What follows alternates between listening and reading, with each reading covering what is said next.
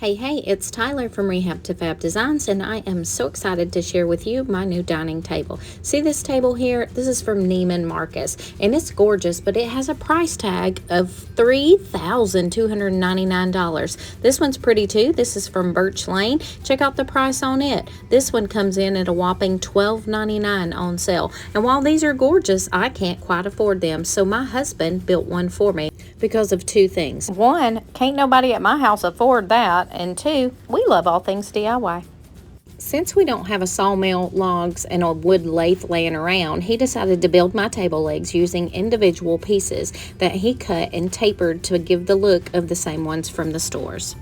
These were glued and stacked to create a beautiful pedestal, and then he went to work on the top. Next, it was time to start sanding it to get it nice and smooth and ready for the final finish. This is where I come in, but first, let's show some appreciation for the curves on this base. These are individual 2x6s that he cut using a router and then put together. And look how smooth. Okay, so my husband's building me a new table for my kitchen, and it is made out of brand new wood. But we don't want it to look new. We have children. I have a 14-year-old and an almost 4-year-old, and so it's probably going to get beat up pretty good. So we're going to distress it so it looks like old, weathered, worn wood, so it's not brand new, and hopefully it will help sustain all the wear and tear that it's going to pick up with my kids. To create the look of old wood, I basically took lots of different materials that we had laying around the shop to use to beat into the tabletop to make indentations on it and make it look old and worn.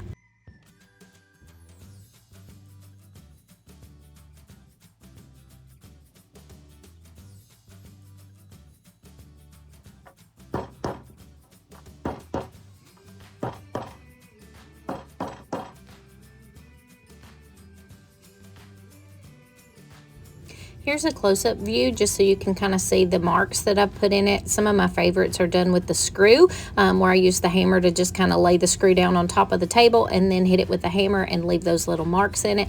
Also just some gouges here and there, again, just so we can kind of naturally distress it so it doesn't look like brand new wood. Because the sides and edges of the table get a lot of wear and tear, I know because of my current table, I decided to go ahead and kind of knock some chunks out of this. So I'm using a screwdriver and a hammer to just kind of put it right on the edge of the table here. That way I can take out some little chunks. That way, again, it'll look kind of naturally worn and I don't have to worry about new places once we use it. Once I was happy with all the distressing, it was time to sand it to get it nice and smooth, and for that I'm using sanding sponges by Dixie Belle. The most important thing you want to remember when you're sanding is to sand with the wood grain. So you want to follow the same direction as the grain, otherwise you can leave scratches in the finish that you don't want. For my color choice, I'm going with Tobacco Road, which is a Voodoo Gel Stain, water-based gel stain from Dixie Belle, and I'm using their blue sponge to apply it. When applying stain, you want to use the same technique as sanding, and you want to apply it in the same direction as the wood grain. Because this is a water-based stain, it does dry relatively quickly, so you want to work kind of fast. I usually work in kind of smaller sections and then be sure to come back over the whole length of the piece if it's not dry once you're done. That way you don't have any streaks.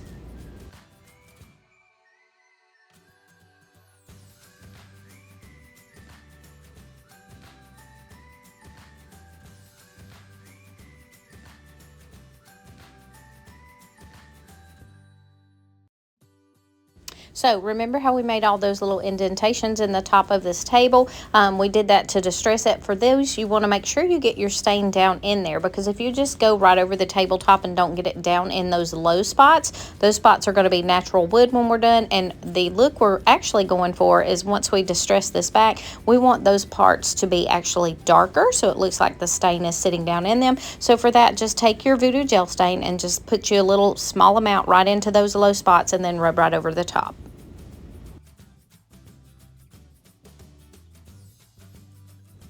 When working on the bases, it took a little bit more stain, and this is just because some of the, like every other side on the cuts on these is a little bit rougher on the grain. So it takes a little bit more stain to kind of penetrate it. So just apply that and keep working it in until you get the look you're going for. This is just kind of a close-up look so you can see how many boards my husband cut to put together to make this table. Truly amazes me. Hey, it's Tyler, and I am back again to work on this custom table again that my husband built for me. So we started the finish by adding Tobacco Road Voodoo Gel Stain from Dixie Belle, and it looks great. It looks like a brand new table, but my goal is to not have it look like a brand new table because I have children and it's going to get beat up. So we want to kind of naturally age and distress it so it looks like it's meant to be beat up. That way when it actually gets some Mars in it for my children, it won't look bad. So we, in the previous videos, you saw that we kind of used different various tools to kind of make marks and indentations in it. And then I stained it, and now we are going to sand it back because we want like an old distressed look. So I'm going to sand it back, and then we're going to put a wash on it. All right, so I'm going to start by sanding first. So this is a 220 grit sandpaper. I buy it in sheets and we cut it into like 4 pieces, and this is just a sanding pad. You can use this to sand as well, but I like to use it to have something to hold on to. So I just wrap my sanding paper right around the block, and then I use it to sand over my pieces. So that's what we're going to do. We're going to put a nice heavy distress on this, so we're going to sand it back pretty heavily, and I want mostly my dark stain to show in my indentations that I made, my dings, my marks that we kind of put in it to make it look older and around your wood grain, and then we'll go from there and see about our wash. So I'm leaving this portion in real time because I want you to be able to see exactly how the wood grain really starts to pop again and show up once you sand over some of that stain to lighten it up a little bit and really make that grain stand out.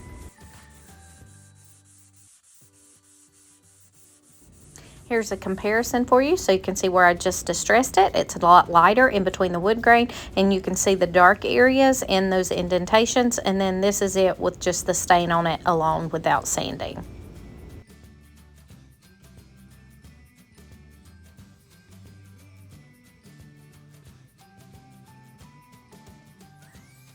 Okay, so I did come over this with a 220. I did come back over it afterwards with an 80 grit just to open up the grain a little bit because I'm trying to really get it really heavily worn and distressed, so I see the dark stain in all these little indentations that we made to distress it, and this is what it's looking like. Once you do the 80 grit, you're going to come back over it again with the 220 just to kind of soften it because it will make it a little bit rougher.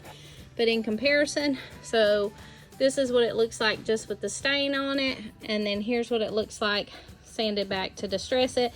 Now it's looking more like old kind of barn wood, and that is the look we're going for. So we're going to continue sanding this whole thing. We've got to do the top and then also the base. Okay, so the next thing I'm going to do is put a wash on this. A wash is just basically a mix of paint with water. You can do different ratios. Some people do 4-to-1. You can do a 10-to-1. It's just kind of all your preference. So I've got a cup of water here, and then I also have a cup that I'm going to add my water and my paint to. And we're going to make it really nice and thin, heavily watered, and then we'll brush it on with a paintbrush and wipe it back.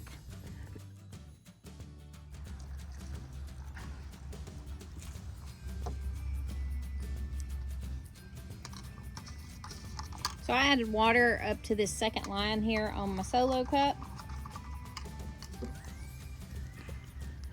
And it actually has a little bit of paint already in it from where I mixed it just to kind of get a feel for what I wanted to do. I added a little bit of wash on the back of the table. I did stain the underneath because I felt like it was not done if I didn't. So I stained the underneath as well. Did a little practice run with it. So I'm just going to take 1 spoon of paint and put it right in there. And like I said, it's pretty watery, and you can kind of just play with it and see what you like. We'll add a little bit more.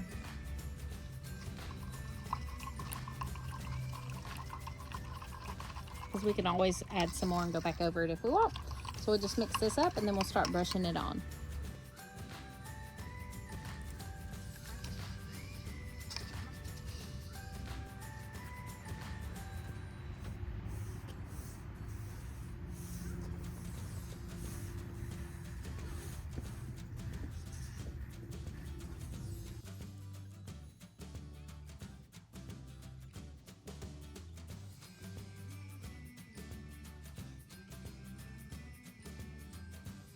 And I'm just taking a paper towel.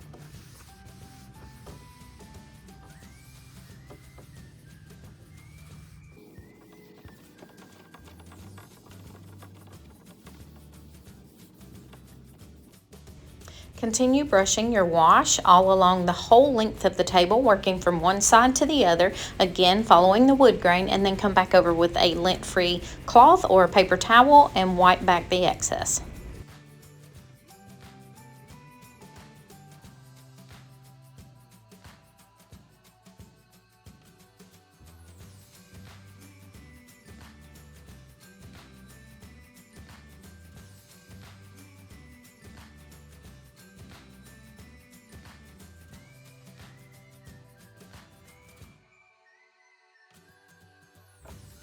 Okay, I am back to finish up my table here. I have got it heavily distressed, so it looks like old kind of worn barnwood. I stained it, I distressed it really heavily, and then I came back over it and did a paint wash to lighten it up and kind of change the tone. And I am really loving how it looks. And now all I have left to do is to seal it to protect it. I have considered not sealing it at all, again, because this is going to be like our primary kitchen table, and I have kids, and I fully expect it to get beat up. And the more I do to it, then of course the harder it's going to be to like refinish it, which is why I wanted it to be heavily distressed, so it would be, you know, the nicks and stuff would match with the actual finish of the table.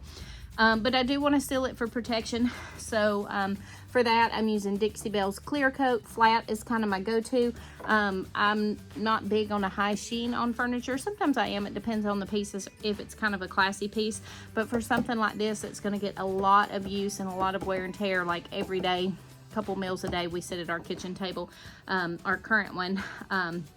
And the top looks terrible, which is why I wanted a new table. So I'm going to go ahead and seal it. I'm using flat, again, Dixie Belle's Clear Coat, and then a Dixie Belle synthetic brush.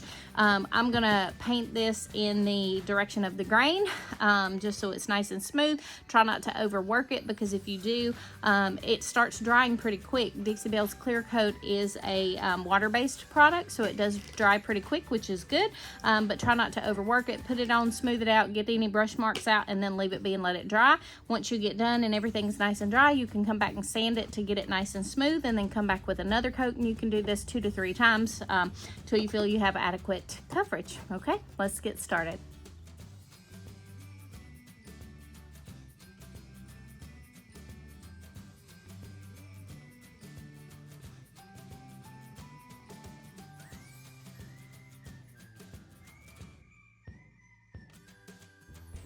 I applied one coat, allowed it to dry completely. It only took about 15-20 minutes after I finished the last side, because by the time I got done with it, the first side was done. Once this was done, I came back with a 220 grit sandpaper just to lightly sand over it to knock off any bumps it had in the finish, and then I put on a second coat and allowed that to dry, and I was done. Here's my table all finished up. What do you guys think?